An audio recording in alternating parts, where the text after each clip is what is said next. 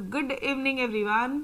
चलो जी, सी last lecture में अपन ने क्या पढ़ा? लास्ट लेक्चर में हमने ये पढ़ा कि एक्विजिशन, अगर मेंबरशिप ऑफ अ कंपनी या कितने डिफरेंट तरीके हैं कि हम लोग कंपनी का मेंबरशिप अक्वायर कर सकते हैं। पहले अपन ने पढ़ा कि सीधा सीधा मेमोरेंडम को साइन कर ले रहे बाबा, ओके। एप्लीकेशन भेजो, अलॉटमेंट आएगा शेयर्स का, पहले अप्लाई करेंगे, फिर कंपनी अपन को शेयर अलॉट कर देगी। ये एक पढ़ा अपन ने, ठीक है। फिर अपन ने क्या पढ़ा कि अगर मान लो अपन ने इलेक्ट्रॉनिकली डीमैट फॉर्म में, डीमैट अकाउंट में अपने शेयर होल्ड रखा है, तो वो उससे भी आपकी मेंबरशिप मिलेगी। इनकेस आपने शेयर होल्ड के आपने ट्रांसफर कर दिया तो बाय ट्रांसफर, ट्रांसमिशन अपने आप आ गया बाय ऑपरेशन ऑफ लॉ, दादाजी से सीधा अपन को मिल गया, ठीक है, शेयर। उसके बाद में नॉमिनी अगर हो आप ओपीसी के, नॉमिनी ओपीसी के मतलब if you are named as nominee in the memorandum, और अगर जो ओरिजिनल जो ओनर है उसकी डेथ हो जाती है तो ऑब्वियसली आप मेंबर बन जाओगे। एक्विजिशंस मतलब अगर आपने खुद ने परमिट किया, आपने खुद ने अलाउ किया है तो आप मेंबर बनोगे, ठीक है। फिर बाद में आप डिनाई नहीं कर सकते कि नहीं मेंबरशिप नहीं है, ठीक है। एंड इसका मतलब क्या है पता है क्या? मेंबर बन गए मैडम, अच्छी बात है ना, संतोष, कुछ अच्छी बात नहीं है। जितना पैसा पेमेंट करना है ना वो पूरा, मान लो 4 रुपए का पेमेंट किया था, 6 रुपए का पेमेंट अब वापस से करना पड़ेगा इंटू जितने नंबर ऑफ शेयर्स है। जितना नंबर ऑफ शेयर्स के लिए तुम मेंबर बने हो ना, वो 6 रुपए पर शेयर आपको पेमेंट करना पड़ेगा, ठीक है। फिर अपन ने नेक्स्ट क्या देखा था? नेक्स्ट टॉपिक देखा था कि अगर मेंबरशिप को टर्मिनेट करनी है तो कैसे की जाए। ऑलराइट, मेंबरशिप को टर्मिनेट कैसे करेंगे? ट्रांसफर कर दो शेयर। अपने हरीश सर ने मनीषा मैडम के नाम पे शेयर ट्रांसफर कर दिए थे, ट्रांसफर से टर्मिनेट हो गए। डेथ और इंसॉल्वेंसी होगी अगर मेंबर की, bye operation of law, all this is nothing but transmission, ठीक है। उसके बाद में जब कंपनी बायबैक कर लेती है अपने शेयर्स, बायबैक मतलब खुद खरीद लेती है, जब कंपनी ने फोरफिट कर लिया है शेयर्स, किसी के जब्त कर लिए क्योंकि सामने वाले ने पैसे नहीं भरे थे, संतोष के पूरे 4 रुपए उसने जब्त करके बैठी है कंपनी।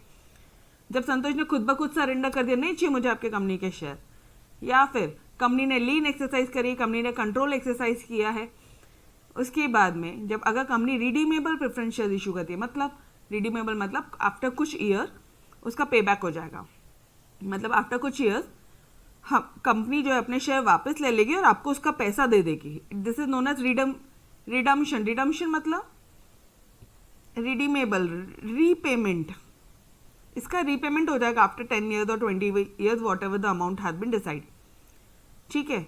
उसके बाद में अगर मेंबर ने कैंसिल कर दिया तो मेंबर क्या बोलता है यहाँ पे कि सर जी आपने हमसे धोखे से पैसा मंगाया है। हम लोग बोल रहे हैं रिलायंस कंपनी को कि आपने हमसे धोखे से पैसा मंगाया है, हमें नहीं करना है, बिकॉज आपने हमारे साथ में चीट किया है, फ्रॉड किया है, डिसीव किया है, आपने करेक्ट इन्फॉर्मेशन नहीं दी थी प्रॉस्पेक्टस में, तो ठीक है आप वैसे मेंबरशिप से टर्मिनेट हो जाओगे। And winding up of company, जिस दिन कंपनी वाइंड अप हो जाएगी उस दिन कोई मेंबर नहीं रहेगा। तो ये सारी चीज़ें अपन ने डिटेल में line by line, word by word करी थी, ठीक है। आज हम लोग देखने वाले व्हाट आर द राइट्स, क्या राइट्स होता है, rights of member. Okay dear, चलो, so now we are starting with your rights of member. मतलब एक मेंबर के, अब सुनो, अपन कंपनी के मेंबर बन गए हैं, अब अपने क्या क्या अधिकार है अपन को मालूम तो होना चाहिए, अपन कहाँ कहाँ धमाल मचा सकते हैं। सबसे पहली बात, बुक्स और accounts of a company, books, जितनी भी बुक्स है, जितनी भी डॉक्यूमेंट्स है, वो सारी चीज़ें अपन एक्सेस कर सकते हैं। सारी चीज़ें मतलब सारी चीज़ें, सारे बुक्स एंड डॉक्यूमेंट्स आप एक्सेस कर सकते हो कंपनी के। आप सारे कॉर्पोरेट डिसीजंस वगैरह ले सकते हो। You have right to participate in general meeting, obviously ये तो हमें पता है कि जनरल मीटिंग में पार्टिसिपेट करने के लिए हमें राइट मिल जाता है। हम लोग चाहे तो किसी भी डायरेक्टर को रिमूव कर सकते हैं, हम चाहें तो कंपनी के अकाउंट्स का ऑडिट करवा सकते हैं, ऑडिटर को अपॉइंट कर सकते हैं। डायरेक्टर का एक पॉइंट था, एक पॉइंट ऑडिटर का है। हम चाहे तो कंपनी के प्रॉफिट्स में पार्टिसिपेट कर सकते हैं। कैसे बताती हूँ, ठीक है। शेयर होल्डर्स के शेयर होल्डिंग राइट्स रहते हैं हमारे पास में, since we are share holder तो we have this rights, okay. We have right to receive the surplus asset, जरूरत जो बच गया है ना, वाइंडिंग अप में जो पैसा बच गया है वो भी पैसा वो भी हमें मिले, ठीक है, इसका भी हमें राइट है, we have the right to receive surplus assets, extra का पैसा भी मिलने का राइट है। एंड क्लास एक्शन सूट मतलब हम लोग यहाँ पे केस फाइल कर सकते हैं कंपनीज के या मेंबर्स के डायरेक्टर्स के अगेंस्ट में। ठीक है, चलो line by line word by word देखेंगे कि क्या क्या राइट्स है dear exactly. First point, right to access books of account. कौन से बुक्स ऑफ अकाउंट्स मैम, कौन से बुक्स एंड डॉक्यूमेंट? पहला चीज आपके पास में राइट, आप कंपनी के शेयर होल्डर बन गए हो। First of all guys just imagine, सिर्फ इमेजिन करना है कि अपन ने रिलायंस कंपनी का शेयर लिया है एंड हम लोग रिलायंस कंपनी के कौन हो गए, मेंबर हो गए अभी। ठीक है, शेयर होल्डर हो गए, मेंबर हो गए, डन एवरीबडी, यहाँ तक क्लियर? ओके, अब तुम्हारे पास क्या क्या अधिकार है वो देखो। एमओए एओ मिलेगा आपको, ऑडिटर्स का रिपोर्ट और डायरेक्टर का भी रिपोर्ट मिलेगा, बैलेंस शीट मिलेगी, P&L अकाउंट मिलेगा, ये सारी चीज़ें आपको मिलने वाली हैं। You have right to get the copies, इनकी कॉपीज मिलेगी आपको। किस किस की कॉपीज मिलेगी? एमओए की, एओए की, ऑडिटर्स रिपोर्ट, ऑडिटर का रिपोर्ट मतलब ऑडिटर ने क्या लिखा है फाइनली कि कंपनी अच्छे से चल रही है नहीं चल रही है, डायरेक्टर का रिपोर्ट कि डायरेक्टर ने क्या क्या काम किए हैं, ऑडिटर ने कुछ कमियां दिखाई तो क्या डायरेक्टर ने वो कमियां को सॉर्ट आउट किया है या नहीं किया है। ठीक है, balance sheet and profit and loss account, ये सारी चीज़ें आपको इसकी कॉपीज मिलने वाली है। First point clear? इसके अलावा क्या? नाउ सेकेंड, रजिस्टर मिले, members has the right to inspect. ठीक है, मेंबर के पास में राइट होता है कि वो इंस्पेक्ट करे। इंस्पेक्ट करे मतलब हम चाहे तो इंस्पेक्शन कर सकते हैं, इंस्पेक्शन मतलब चेकिंग कर सकते हैं, हम चेक कर सकते हैं। क्या क्या चेक कर सकते हो? Register of members, register of debenture holders also. देखो हर वो रजिस्टर जिससे कंपनी सामने वाले से पैसा मंगाती है, सारा रजिस्टर आप चेक कर सकते हो। मेंबर्स को शेयर सर्टिफिकेट दिया और मेंबर से क्या मांगा, हमको शेयर्स दिया, ये मेंबर्स को शेयर्स दिया डियर, और क्या मांगा, पैसा मांगा। या फिर डिबेंचर्स इशू किया है मार्केट में, डिबेंचर सर्टिफिकेट दिया इनको और पैसा मांगा, इनको शेयर सर्टिफिकेट दिया, इनको डिबेंचर सर्टिफिकेट दिया और पैसा मांगा। तो ये दोनों डॉक्यूमेंट्स आप दोनों जो रजिस्टर है ये चेक कर सकते हो। कंपनी ने अपने जो असेट्स हैं कहाँ कहाँ गिरवी रखे हैं, कौन कौन सी असेट्स पे कंपनी ने लोन लिया है, वो वाले असेट चेक कर सकते हो। कंपनी ने कहाँ कहाँ इन्वेस्टमेंट की है, वो इन्वेस्टमेंट चेक कर सकते हो। कंपनी का मिनट्स बुक, जनरल मीटिंग जब होती है ना तो उसका मिनट बुक चेक कर सकते हो, मतलब वो जनरल मीटिंग में क्या क्या हुआ। मिनट बुक मतलब क्या क्या हुआ। डियर वापस से बोल रही हूँ, ये जो हर एक पॉइंट्स है ना, इस हर एक पॉइंट का अलग अलग सेक्शन है, हर एक पॉइंट पे एटलीस्ट 3-4 पेजेस है। मतलब वी हैव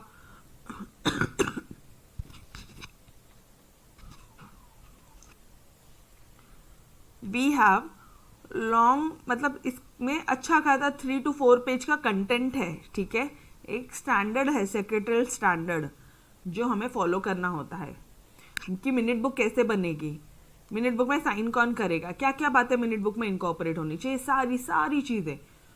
तो अभी आप सिर्फ एक लाइन में पढ़ रहे हो, आप सिर्फ एक ऊपर लाइन में पढ़ रहे हो, बट आई एम ट्राइंग कि मैं यहाँ पे आपको बताऊँ शॉर्ट में कि क्या होता है मिनट बुक। मिनट बुक क्या होता है, ऐसे समझो शॉर्ट समरी होती है, जो भी इंपॉर्टेंट डिसीजंस लिए गए हैं जनरल मीटिंग में, वो सारी चीज़ों की शॉर्ट समरी होती है। Done everybody? उसके बाद में proxies launch for general meeting. अगर इन केस आप खुद नहीं जा पाए जनरल मीटिंग में तो आपने आपके रिप्रेजेंटेटिव को भेजा, इट मीन्स आपने आपके प्रॉक्सीज को भेजा जनरल मीटिंग में। तो प्रॉक्सीज कितने प्रॉक्सीज आए हैं जनरल मीटिंग में वो देखोगे आप। सारे रिटर्न्स कंपनी ने ऑल टुगेदर कितने रिटर्न फाइल किए, सारे रिटर्न देखोगे आप। Am I clear? चलो कौन कौन सी बुक एक्सेस करेंगे, जहां जहां से पैसा मिला वो सारी बुक्स एक्सेस करेंगे। शेयर होल्डर्स, शेयर होल्डर नहीं बोलोगे, मेंबर बोलोगे। ठीक है, बिकॉज इस चैप्टर ने आके हमें यह बता दिया कि शेयर्स अलग होते हैं, शेयर होल्डर्स अलग होते हैं, मेंबर्स अलग होते हैं। तो अब चुपचाप मेंबर्स वर्ड यूज होना चाहिए। ठीक है, तो मिनट बुक्स, प्रॉक्सीज लॉन्च्ड, उसके अलावा आप क्या क्या देखने वाले हो, मेरे साथ साथ रिकॉल करो एवरीबॉडी। रजिस्टर्स, आप यहाँ पे इंस्पेक्ट करो। एक मिनट रुको, आपको कुछ कॉपीज मिलने वाली हो, कॉपीज किसकी थी ये बताओ पहले। एमओए की मिलेगी मैडम, एओए की मिलेगी, पीएनएल मिलेगा, बैलेंस शीट मिलेगा, और क्या मिलेगा? MOA, AOA, PNL, balance sheet. PNL balance sheet तो ऐसे ही मिलने वाली है, लेकिन इसके साथ साथ ऑडिटर्स का रिपोर्ट भी मिलेगा, डायरेक्टर्स का रिपोर्ट भी मिलेगा। First point done. उसके बाद में आप क्या बोलोगे कि we had right to inspect, हम चाहे तो हम चेकिंग कर सकते हैं। क्या क्या चेक करोगे? मेंबर्स को, डिबेंचर होल्डर्स का जो रजिस्टर है वो चेक करोगे। क्या कंपनी ने कोई अपना कोई एसेट गिरवी रख के उस पर पैसा तो नहीं लिया है?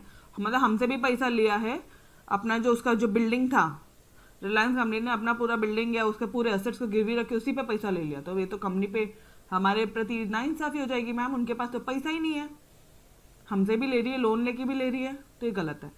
इन्वेस्टमेंट्स, कहाँ का इन्वेस्टमेंट किया है वो देखोगे। Minute books, proxy laws and all returns file. अब ज़रूरी नहीं है एग्जाम में ये पूरा आपको याद होगा, बट एटलीस्ट 4 to 5 पॉइंट्स ध्यान रखने की कोशिश करना, ठीक है? चलो, now right to make fundamental corporate decision.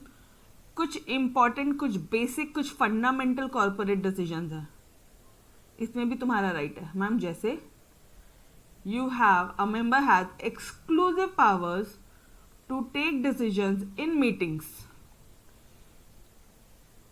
regarding what? In meetings of members, like, अच्छा सुनो, यहाँ पे मीटिंग्स किसकी हो रही है? मेंबर्स की मीटिंग हो रही है। उस मेंबर्स की मीटिंग में आप डिसीजन ले रहे हो कि कंपनी का रजिस्टर्ड ऑफिस कहाँ होना चाहिए। सोचो कितना बड़ा इंपॉर्टेंट आपको राइट दिया है। कंपनी का ऑथोराइज कैपिटल कितना होना चाहिए, कंपनी का ऑब्जेक्ट्स कितना होना चाहिए। एओए में अमेंडमेंट करना है अगर, तो भी आप कर सकते हो, ठीक है? You have the power, you have an exclusive power because you are the member of a company, ठीक है? कंपनी मान लो एक कंपनी दूसरी कंपनी को अक्वायर कर रही है, मर्ज हो रही है, मान लो रिलायंस कंपनी दूसरी किसी कंपनी के साथ में मर्ज हो रही है, या रिलायंस कंपनी ने किसी को टेक ओवर किया, तो ये सारे केसेस में सोल सेलिंग एजेंट अपॉइंट करना है। अब ये क्या होता है मैम? सोल सेलिंग एजेंट जो तुम्हारी कंपनी के प्रोडक्ट ना डिफरेंट डिफरेंट एरियाज में बेचे, पर्टिकुलर एरियाज में जो तुम्हारे कंपनी के प्रोडक्ट बेचने की अथॉरिटी रखता है, ठीक है? तो आपने ऐसे बंदे को अपॉइंट कर दे कि यार मेरी कंपनी के प्रोडक्ट ना सिर्फ तुम ही बेचना, this is also an important factor, ठीक है? उसके बाद में winding up of a company, मतलब जब कंपनी वाइंड अप हो जाएगी तो उस केस में भी तुम्हारा एक्सक्लूसिव मैटर है, exclusive you have the power कि अगर मीटिंग्स चल रही है मेंबर्स की तो उसमें आप डिसीजंस ले सकते हो। कहाँ पे ले सकते हो? Decision in meetings of members. Meeting किसकी डियर? मेंबर्स की मीटिंग है, उसी में तुम डिसीजन लोगे, अदरवाइज नहीं। है डन? ये पॉइंट को समझने की कोशिश करना। मेंबर्स की मीटिंग है तभी तुम्हारे पास में ये सारे राइट्स है, अदरवाइज नहीं, ठीक है? Yes, okay. Now right to participate in general meeting. अगर मान लो जनरल मीटिंग क्या होती है? एक होती है एनुअल जनरल मीटिंग, एक होती है जो हर साल होती है एनुअल जनरल मीटिंग, एजीएम बोल दो उसको, एनुअल जनरल मीटिंग, एजीएम, ठीक है? यहाँ लिखा है एनुअल जनरल मीटिंग, ब्रैकेट में यहाँ कर दो एजीएम। दूसरी होती है एक्स्ट्रा ऑर्डिनरी जनरल मीटिंग, जो हम लोग एकदम शॉर्ट नोटिस पे बुलाते हैं। कैसा होता है? जब इंपॉर्टेंट मैटर्स होते हैं कंपनी से रिलेटेड, तो हम लोग थोड़ी ना वेट करेंगे कि साल खत्म होगा फिर एनुअल जनरल मीटिंग होगी फिर डिसाइड करेंगे, ऐसा थोड़ी ना होता है यार। कई बार कुछ मैटर्स ऐसे होते हैं जो विच रिक्वायर स्पेसिफिक अटेंशन, मतलब 10-15 दिन का यहाँ पे कुछ नोटिस देते हैं। तो यहाँ ये जो ईजीएम है ये 7 days नोटिस पे भी, शॉर्ट नोटिस पे भी बुला सकते हैं आप। यहाँ पे डेज याद ही मत रखो, आप इतना समझो कि आप शॉर्ट नोटिस पे ये extra ordinary general meeting, EGM का लिखा, हाँ यहाँ पे extra ordinary general meeting call कर सकते हो, ठीक है? तो 2 टाइप की मीटिंग होती है, दोनों मीटिंग में आप पार्टिसिपेट कर सकते हो, ठीक है मैम? पार्टिसिपेट करेंगे, लेकिन क्या पार्टिसिपेट करोगे? कब करोगे? You have the right to receive notice and agenda of all general meeting held by company. Company में जितनी भी जनरल मीटिंग होगी ना, सबका नोटिस और एजेंडा आपको मिलने का अधिकार है। नोटिस मिलेगा आपको, एजेंडा मिलेगा कि भाई कौन से इंपॉर्टेंट पॉइंट्स हम लोग यहाँ पे डिस्कस करने वाले हैं ये मीटिंग में। क्या हम एक डायरेक्टर को निकालने की बात कर रहे हैं या हम ऑडिटर को अपॉइंट करने की बात कर रहे हैं, ठीक है? ये सारे इंपॉर्टेंट पॉइंट्स इस एजेंडा, नोटिस और एजेंडा में लिखा होगा, ठीक है? कि ये इस दिन ये तारीख ये जगह पे मीटिंग कंडक्ट होने वाली है, तो कृपया पधारे, डन। नाउ अब आप क्या करोगे, नोटिस आ गई है, अब इसी के सीक्वेंस वाले सारे पॉइंट्स एकदम सीक्वेंस वाले हैं। नोटिस आ गया तुम्हारे पास में, क्या करोगे, you have the right to attend meetings in person, या फिर खुद नहीं कर सकते हो तो कौन अपॉइंट करोगे, प्रॉक्सी, खुद का रिप्रेजेंटेटिव अपॉइंट करेंगे, प्रॉक्सी अपॉइंट करेंगे। ठीक है, मीटिंग अटेंड करा, फिर मीटिंग में बैठे हो, बोल सकते हैं, मुंह खोल सकते हैं, हाँ जी, स्पीक भी कर सकते हो, वोट भी कर सकते हो, या फिर you also have a right, ठीक है, you can also call extraordinary general meeting, आप एक्स्ट्राऑर्डिनरी जनरल मीटिंग भी कॉल कर सकते हो। तो everything here was related to meeting, यहाँ पे सारी चीजें मीटिंग से रिलेटेड थी। ठीक है, हाँ मृणाल, फिर भी आप मेंबर ही हो, ठीक है, yes, okay. Right to appoint, एक डायरेक्टर को चाहे तो तुम अपॉइंट भी कर सकते हो, या चाहे तो रिमूव भी कर सकते हो। डायरेक्टर को अपॉइंट करना, रिमूव करना, डायरेक्टर का पॉइंट खत्म, ऑडिटर का पॉइंट, ऑडिटर को you have right to inspect and approve annual accounts at annual general meeting. मतलब ऐसा नहीं होता कि कंपनी ने अकाउंट्स बना दिया है, profit and loss account, balance sheet, मतलब उसके सारे फाइनेंशियल स्टेटमेंट बना दिए हैं और बस आप बस बैठोगे, हाँ ये है ना जी। If you have the power to deny it also, आपके पास में पावर है कि आप इंस्पेक्शन कर सकते हो और उसको अप्रूव भी कर सकते हो कि हाँ जो कुछ है सही है। क्या, एनुअल अकाउंट्स, सालाना अकाउंट एनुअल जनरल मीटिंग में ही होगा, annual accounts annual general meeting में ही तो होगा। साल के एंड में एक मीटिंग हो रही है, कंपलसरी मीटिंग है, एनुअल जनरल मीटिंग, एजीएम, वहीं पे तो हम डिस्कस करेंगे कि साल भर क्या हुआ है। Am I clear dear? ये सारे राइट्स आपके पास होते हैं, मिलेंगे क्या, नहीं, राइट्स होते हैं, डन, ठीक है। मृणाल, साल में एक बार, पूरे ईयर में एक बार एनुअल जनरल मीटिंग हो रही है। ये एनुअल जनरल मीटिंग में साल में जो भी अकाउंट्स प्रिपेयर किया था, एनुअल अकाउंट्स, उसको आप अप्रूव करने का या चेक करने का राइट है आपके पास में, अधिकार है। ओके, ये एनुअल अकाउंट्स को ऑडिटर से अप्रूव करवाने का, ऑडिटर को अपॉइंट करोगे, उनका रेम्युनरेशन डिसाइड करोगे और साथ ही साथ आप उससे उनको रिमूव भी कर सकते हो। You have this much rights, ठीक है।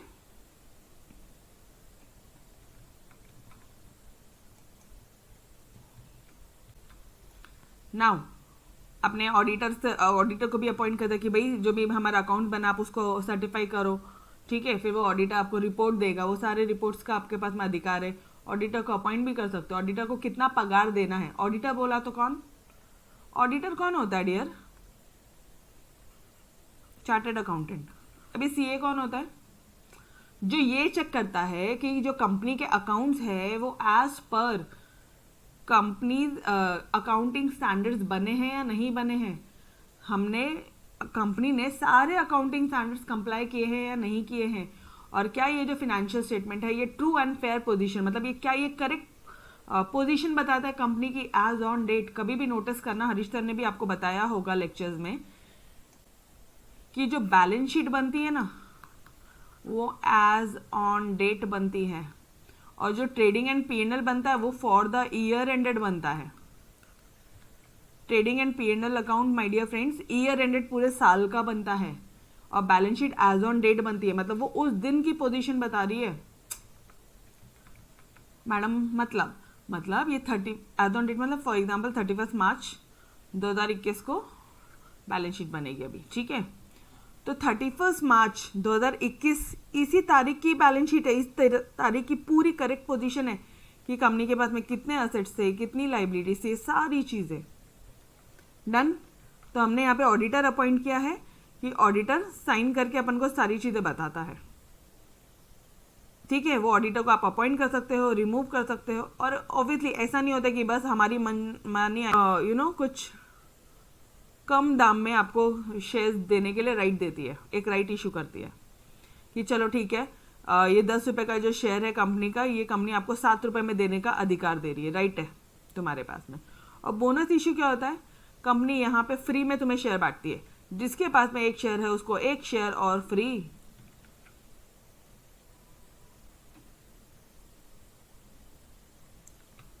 ठीक है एवरीबॉडी, ये समझा क्या right issue bonus issue? Mrinal बताती हूँ, राइट इशू बोनस इशू समझा एवरीबॉडी? ठीक है, बस टॉपिक एंड हो रहा है, पहले फटाफट से इधर ये समझ लेता है पूरा। ठीक है, right to receive surplus assets. अब ये क्या होता है?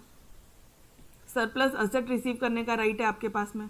जब कंपनी बंद हो जाएगी ना, वाइंडिंग अप होगा कंपनी का, तब सब सब स्टेक होल्डर्स मतलब सब आ गए उसमें, क्रेडिटर्स आ गए आपके, कुछ भी लीगल फीस का पेमेंट था, गवर्नमेंट आ गए यहाँ पे, कोई भी ड्यूज होगा गवर्नमेंट को, टैक्सेस वगैरह पेमेंट करना होगा, तो वो सब यहाँ पे आ गए। जितने भी लोगों को पेमेंट करना होगा उन सब का पेमेंट करने के बाद में कुछ पैसा अगर बच गया तो उस पर किसका अधिकार है? तुम्हारा। Members are entitle to get surplus asset, हालांकि बचता नहीं है, ठीक है, बट बता रहे सिर्फ अधिकार के राइट्स क्या क्या है, वो अपना राइट है। And right to class action suit file करना, सूट मतलब केस फाइल करना, किसके अगेंस्ट? कंपनी के और डायरेक्टर्स के अगेंस्ट। क्यों कंपनी और डायरेक्टर्स के अगेंस्ट? क्यों? मान लो उन्होंने कोई फ्रॉड्यूलेंट या अनलॉफुल या कोई रॉन्गफुल एक्ट कर दिया या कुछ ओमिशन कर दिया, ऑडिटर रिपोर्ट में कुछ लिखना था वो उन्होंने नहीं लिखा या गलत लिखा या मिसलीडिंग लिखा कि नहीं कंपनी बहुत अच्छी चल रही है, ठीक है, कंपनी ने कुछ गलत लिख दिया, तो ये सब केस के लिए, सब सारे मैटर्स के लिए आप किसको सूट फाइल कर सकते हो? कंपनी के अगेंस्ट और डायरेक्टर्स के अगेंस्ट आप कोर्ट केस ट्रिब्यूनल के पास जा सकते हो, NCLT के पास जा सकते हो, national company law tribunal, NCLT, redress के लिए, मतलब अपने आप को प्रोटेक्ट करने के लिए। कितने लोग जा सकते हैं ऑन एन एवरेज, मतलब कितने मेंबर्स चाहिए ट्रिब्यूनल के पास जाना? ऑब्वियसली आप कोर्ट के पास जा रहे हो, NCLT पहले कोर्ट हुआ करता था, अभी ट्रिब्यूनल है, ठीक है, अभी सारी जगह कोर्ट को रिप्लेस करके ट्रिब्यूनल है।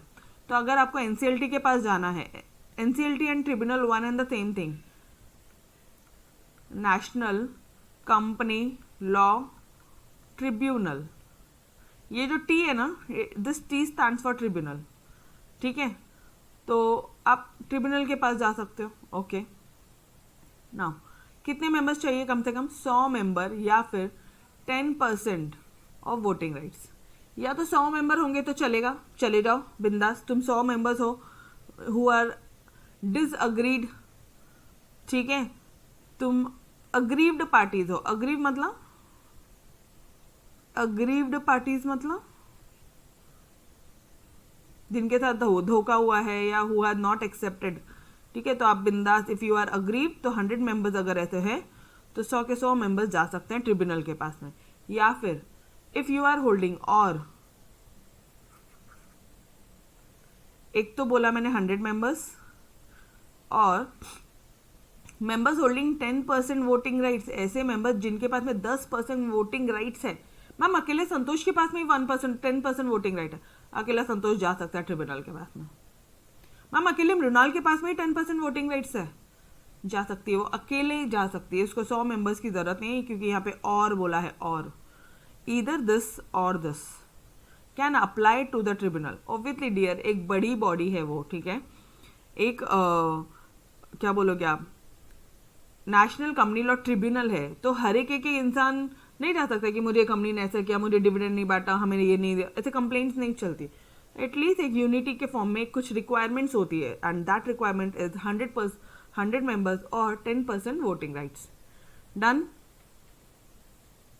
10% वोटिंग राइट्स मतलब, यस, मतलब जैसे मान आपने शेयर खरीदे कंपनी के, और तुम एक शेयर पे कितना राइट मिलता है? एक शेयर पे एक वोटिंग राइट है, ठीक है, 10% कंपनी के शेयर्स आपके पास में है, देन वी कैन से कि भाई 10% वोटिंग राइट्स है हमारे पास कंपनी के। समझ में आया? वोटिंग राइट होना जरूरी है, वोटिंग राइट, तेरे पास में उतना वोट करने का अधिकार होना चाहिए बच्चे, ठीक है, नहीं है तो आप और लोगों को लेकर आओ, एटलीस्ट 10% बनाओ, फिर आप जाओ ट्रिब्यूनल के पास में, अदरवाइज आप नहीं जा सकते हो। डन? कम से कम 10% का वोटिंग राइट होना ही मांगता।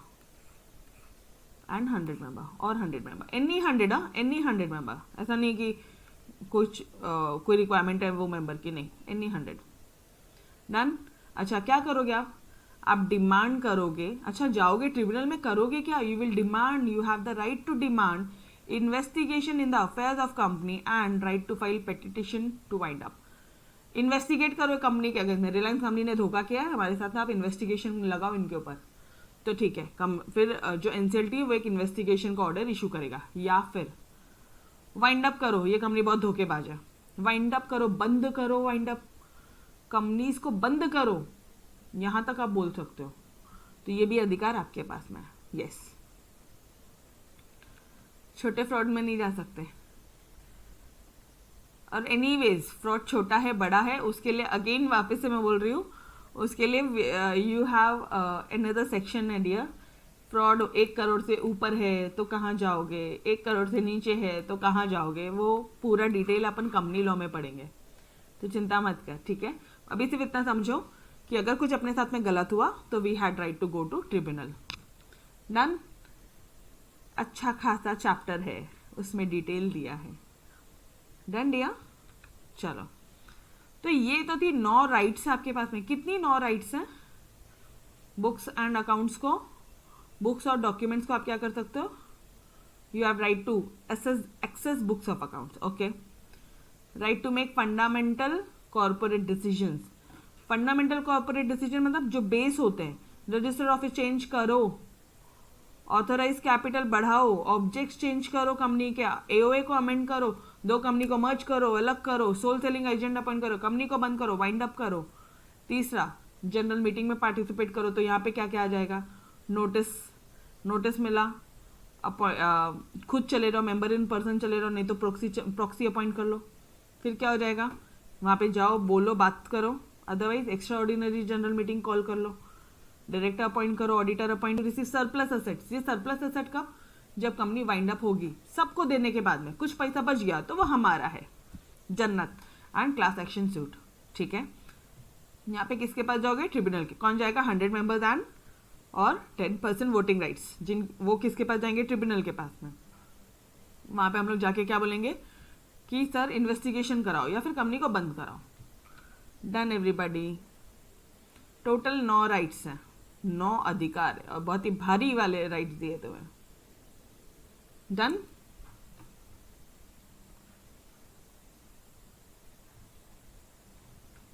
समझ में आया? चलो, नाउ व्हाट आर, बस last few points of this chapter, खत्म हो गया चैप्टर थे आपका। Duties and liabilities of member of a company. अब क्या ड्यूटीज है तुम्हारी और क्या लाइबिलिटीज है एक मेंबर की। What are the duties and what are the liabilities of member of a company. तुम शेयर होल्डर हो, तुम कंपनी के मेंबर बन गए हो, तुम्हारी क्या ड्यूटीज है।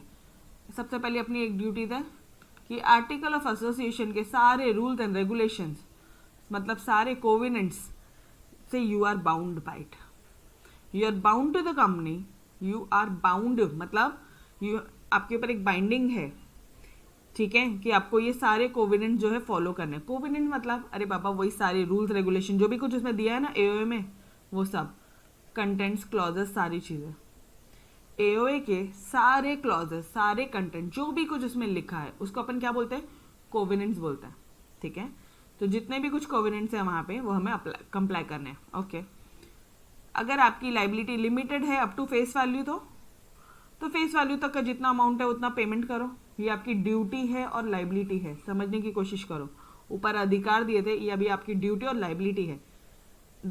संतोष ने 4 रुपये पेमेंट किया था, 6 रुपये नहीं किया, तो संतोष 6 रुपये पेमेंट करना तुम्हारा ड्यूटी है, तुम्हारी लाइबिलिटी है डियर। अच्छा, अगर अनलिमिटेड लाइबिलिटी है तो, अगर मान ली अनलिमिटेड लाइबिलिटी कंपनी है तो संतोष अपने घर बार बेच के भी पैसा भरना पड़ेगा कंपनी का। तो duties and liabilities is very simple. क्या ड्यूटी है फॉलो करने की, आर्टिकल ऑफ एसोसिएशन के सारे क्लॉजेस को फॉलो करने की तुम्हारी ड्यूटी है, प्लस जो भी तुम्हारा फेस वैल्यू का जो भी अनपेड पार्ट है वो पेमेंट करना, और अगर अनलिमिटेड लाइबिलिटी तो सारे डेट्स कंपनी का पेमेंट करने का वो तुम्हारा लाइबिलिटी है। डन। ये तो बहुत छोटा था पार्ट था, एक बार वापस से रिवाइज कर ले क्या, राइट्स को वापस से रिवाइज कर लें एवरीबॉडी। यस, अब 100% फिर से सुनेंगे, ठीक है, अच्छी तरह से सुनेंगे। यार अपन है कंपनी के members, okay, we are the members of the company. So मुझे एक बात बताना, बुक्स एंड डॉक्यूमेंट्स एक्सेस कर सकते हैं अपन? कौन कौन से बुक्स एंड डॉक्यूमेंट्स? ऑलमोस्ट सारे, ऐसे समझो आप, जहाँ जहाँ से कंपनी ने पैसा लिया है या कि जहाँ पे कंपनी ने पैसा इन्वेस्ट किया है, ठीक है, पैसों का जो भी लेन देन हुआ है ना कंपनी का, वो सब अपन देख सकते हैं। अब पैसों का लेन देन कहाँ हुआ है, यहाँ पे लिखो, यहाँ पे लिखो एक बार वो सारे डॉक्यूमेंट जहाँ पे पैसों का लेन देन हुआ है, ये लिखो डियर। इंस्पेक्ट कर सकते हैं अपन जहाँ पे पैसों का लेना या देना हुआ है, ठीक है। Rights of members, debenture holder, share holder से पैसा लिया था, मेंबर से लिया था, मेंबर्स का रजिस्टर चेक कर सकते हैं, डिबेंचर होल्डर का रजिस्टर चेक कर सकते हैं। अपने खुद के एसेट को गिरवी तो नहीं रख दिया, इन्वेस्टमेंट वगैरह देख सकते हैं। जनरल मीटिंग में कौन से क्या क्या डिसीजन लिए, मिनट बुक चेक कर सकते हैं। प्रॉक्सीज कितने लोगों ने जनरल मीटिंग में लॉन्च किया है, रिटर्न फाइल किया है क्या टाइमली, जीएसटी के रिटर्न, इनकम टैक्स रिटर्न, सारे रिटर्न, एनुअल रिटर्न जो भी अपन को कंप्लाई करने होते हैं आरओसी के पास में, क्या वो सारे रिटर्न कंप्लाई किया आपने? हाँ जी। Second, corporate decisions.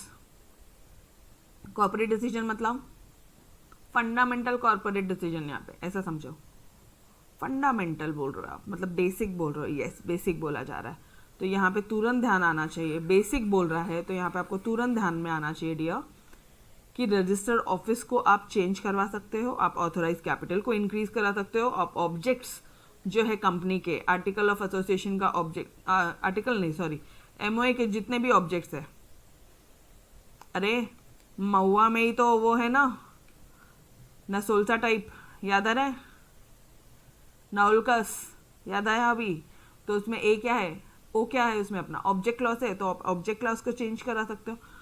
चाहे तो आप अमेंड कर सकते हो एओए को, दो कंपनी को मिलाना है, बंटवारा करना है या फिर बाइंडिंग अप करना है, ये सारे काम आप यहाँ पे कर सकते हो।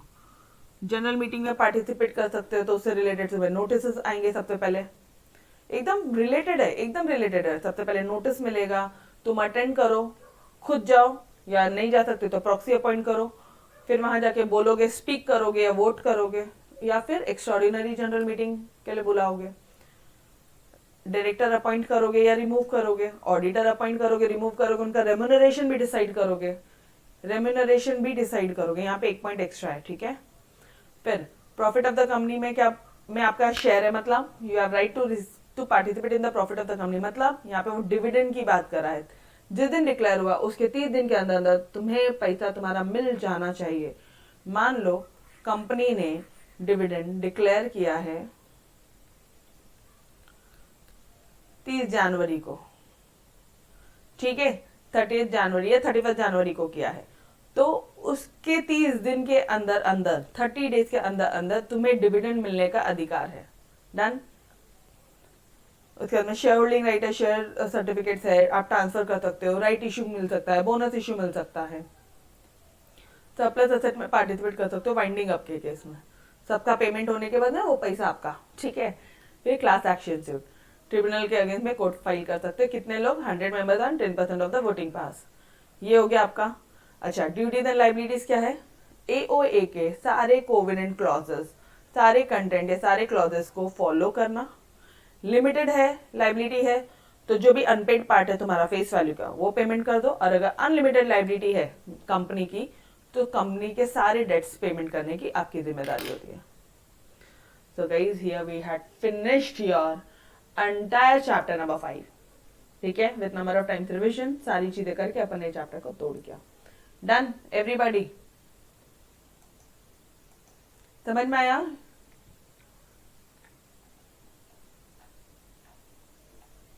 छोटा सा आंसर था, बहुत ज्यादा बड़ा नहीं है, बस ये कि तुम्हारे टेक्स्ट बुक में सब ऐसे पैराग्राफ फॉर्म में दिया, मैंने यहाँ पे आपको पॉइंट वाइज दिया है कि ताकि बच्चा जब एक बार भी पढ़े ना उसके दिमाग में एटलीस्ट कई सारी चीजें रिटेंशन के लिए मैंने यहाँ पे आपको सारी चीजें पॉइंट वाइज दिया है, ठीक है। यस, ओके, तो we will stop till here, मिलते हैं नेक्स्ट लेक्चर में, तब तक के लिए अलविदा, bye bye everyone, take care, खुदा हाफिज़, बाय बाय।